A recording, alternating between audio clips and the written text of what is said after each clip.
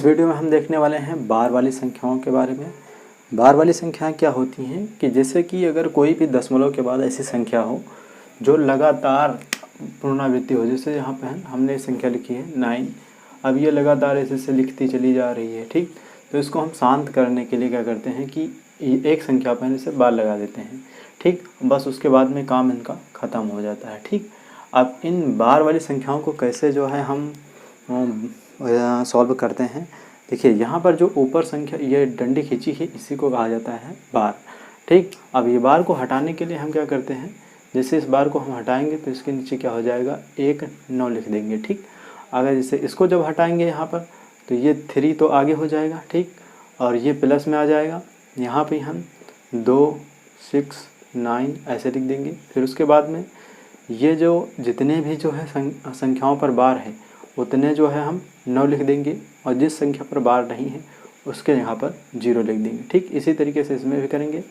इसमें क्या करते हैं 4 को हम प्लस में रख लेते हैं और उसके बाद में पूरी संख्या ऊपर वैसे ही लिख लेते हैं। लिखने के बाद में जितनी संख्याओं पर बार है, जैसे 1 2 2 संख्या बार है तो 2 9 लिख लेंगे। उसके बाद में 2 जो है 10 0 लिख देंगे क्योंकि 2 संख्याओं पर बार नहीं है। इसी तरीके से इसको भी सॉल्व करेंगे।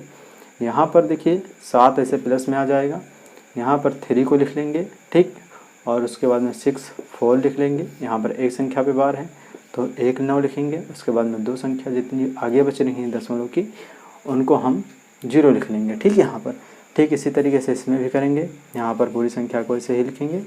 लिखने के बाद में 2 संख्या बार है 2 9 लिखेंगे, उसके बाद में 0 लिखेंगे। अब इसको आपको कमेंट करके सॉल्व करके बताना है कि इसको किस तरीके से भिन्न में लिखा जाएगा। यहाँ पर जैसे 9 9 आ गया तो ये 9 9 कट करके 1 भी हो सकता है, 1 भी इसका मान सही माना जाएगा, ठीक। तो इस तरीके से बार वाली संख्याओं को हम सॉल्व करते हैं। देखिए बार वाली जो संख्याएं होती हैं ये आवर्ती दशमलव के अंतर्गत आती हैं। किसी भी संख्या को अगर बार बार रिपीट करके लिखा जाता है, ठीक, अगर वही संख्या जैसे यहाँ पर ये संख्याएं बार बार रिपीट हो रही हैं, ठीक, तो उनको हम बार लगा करके लिख देते हैं।